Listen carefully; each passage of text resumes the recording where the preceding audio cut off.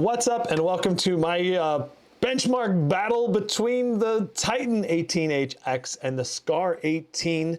These are two of the best 18-inch gaming laptops that money can buy.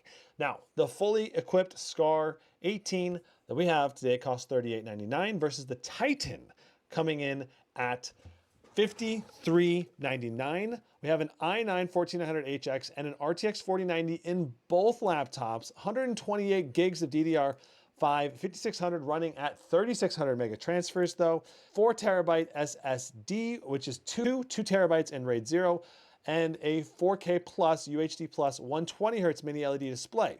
The Scar 18 that we reviewed today is an i9-14900HX with an RTX 4090, 32 gigs of DDR5, 56 running at 5600 mega transfers, 2 terabyte SSD, and a QHD 240 hertz 100% DCI-P3 color gamut display. And realistically, the CPU performance is so similar. You can see that the CPU performance, Cinebench R23 and 24, it was essentially a tie, silicon lottery differences, with the wattage running through the CPU, averaging about 148 watts continuously for an extended period of time.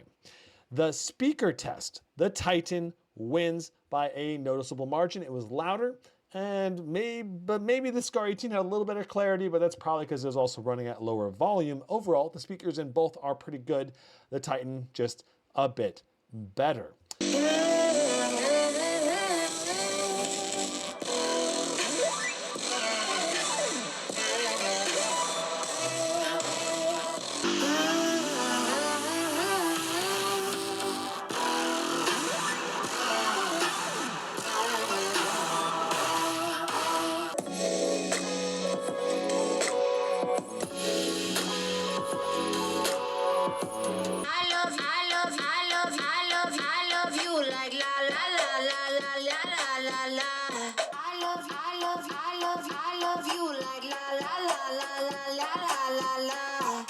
Display quality, the Scar 18 was brighter at 930 nits versus 890 nits for the Titan in their best display measurement qualification modes. Depending on how you configure, there's a lot of different ways you can configure each of these displays. The MSI giving the true color application option, with the Scar 18 giving you the multi-zone application option for the local dimming zones and how they work.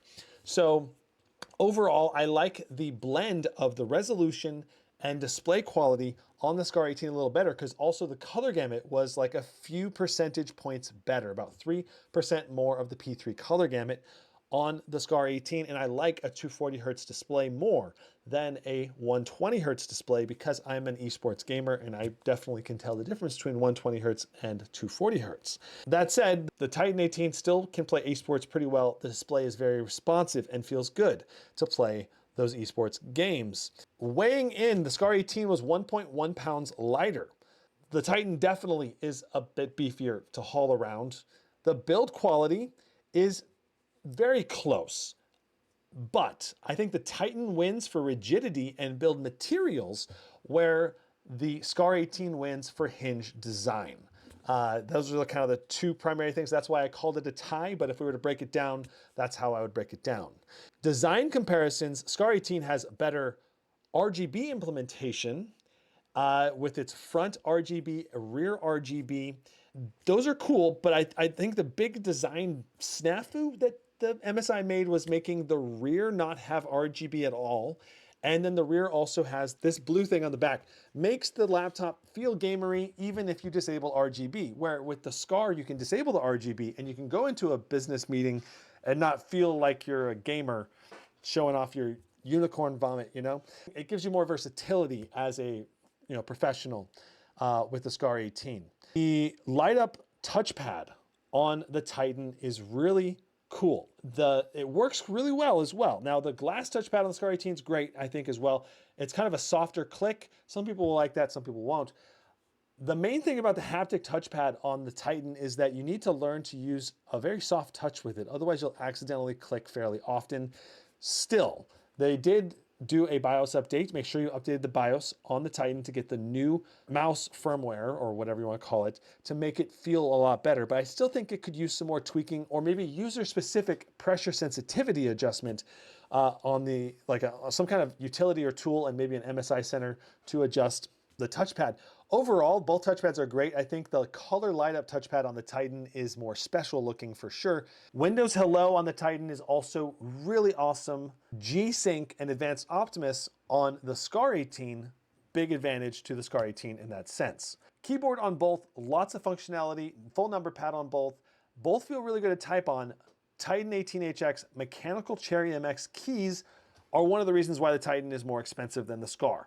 And it definitely adds thickness and some weight as well.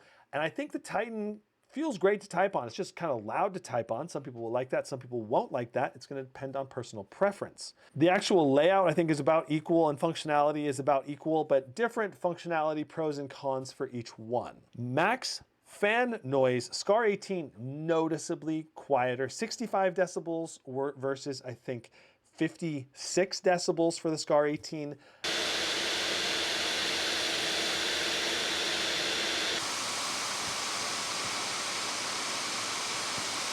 Is a 9 decibels quieter environment, and then when actually using the laptops under load, the Scar 18 was also quieter while running almost as much wattage. So if you're after a better balance of acoustics, the Scar 18, big advantage there. Times by GPU, Titan won by 1,600 points in our test with both laptops running a 100/100 overclock. That shows that the Titan has a factory overclock being applied through their VBIOS most likely. And we can see that through the GPU boost clock being consistently about 100 to 150 clock points higher. So that's a pretty big difference right there. Crystal Dismark, Titan wins because it's running RAID 0. And depending on which version of the Titan you get, you'll have RAID 0 or you won't. So overall, both are fast enough SSDs to have tremendous speed, and you're not going to really notice much loading difference. Like, we clicked a lot of games loading different applications. I could not tell any loading difference running these laptops side by side, even though the SSDs theoretically are twice as fast. 8 to 64 RAM speed, Scar 18 much faster at 216 gig sticks at DDR5 5600 compared to the DDR5 3600 that the 128 for 32 gig sticks that the Titan was running. That said, Dead Space was the only game where the Scar 18 won. And I believe it was because of the memory speed, I think. Because the CPU was running at a higher clock speed on the Titan, and the GPU was running about the same. Basically, just CPU bottlenecked a little bit, it looked like. I don't know. That was the only explanation for why I could think that the Titan lost in Dead Space. Getting into the game performance, the Titan pretty consistently won by about 7 to 10% on average, with the Scar 18 winning Dead Space by about 10%, being the only win. Now, Hogwarts Legacy was also an outlier, with the Titan literally doubling the FPS of the Scar 18. Something buggy was going on. I think the Scar 18 was underperforming, quite frankly. I don't know what was going on with the optimization in Hogwarts Legacy with the Scar 18. And then number two, the Titan was just going ham with the highest FPS I've ever seen in Hogwarts Legacy, like by about 40 or so, I think, with the same settings being applied. So phenomenal performance in Hogwarts Legacy. It maybe is related to the RAM optimization being 4 sticks of RAM. Hogwarts Legacy being one of the few games that uses a ton of RAM allocation. I don't know. It's an interesting example of performance difference that is hard to determine the exact reason without more technical investigation. Overall, the Titan clearly had better 1% lows in many of the games, sometimes doubling or 2.5 times the Scar 18's 1% lows, which is very significant in terms of gameplay smoothness. Now, of course, you do have G-Sync, which can help aid the Scar 18 to feeling a bit smoother. But when the 1% lows are stuttering too much, sometimes G-Sync can't compensate for that, and you'll still have significant input lag and stutters when you have those jarring stutters. And I'm not sure what's going on with the stutters there. Maybe the RAM needs some optimization.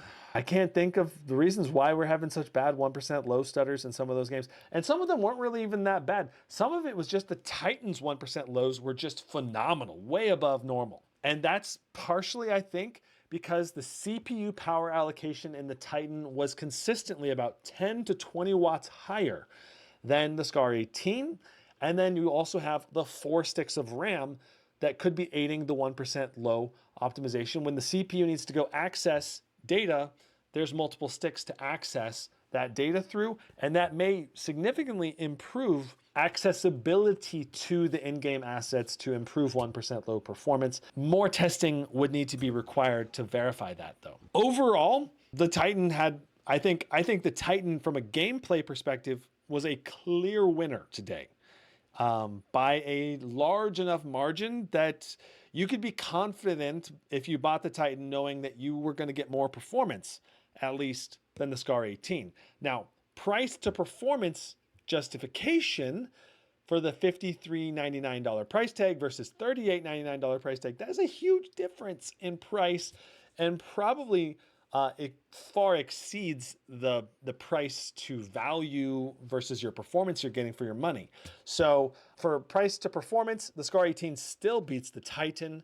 But if you were to get the lower spec 64 gigs of RAM and only 2 terabyte SSD version of the Titan, that becomes a little bit more questionable. Like, do you still get the same performance benefit with only 64 gigs of RAM compared to the SCAR 18? At that point, if you still get the 7 to 10% performance gain, and at that point, it would only be costing $700 more, well, maybe it's worth it at that point. I don't know. That's a pretty significant performance gain for your money.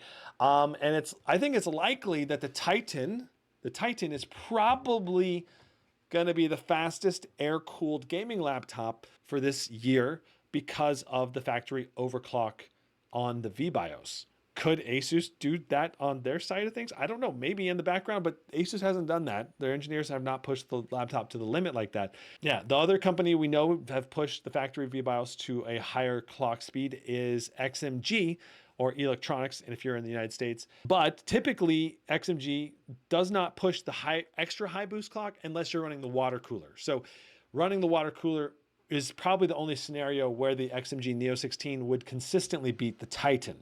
And that's, that makes the whole thing much more clunky. So overall, Titan 18 HX is the winner today for gaming performance, but value for your money, we have the SCAR 18 winning out.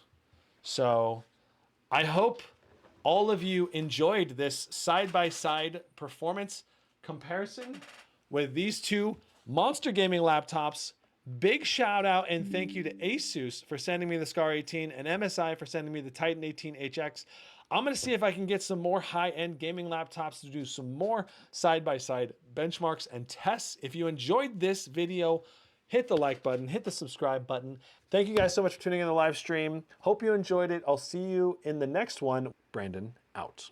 Huzzah.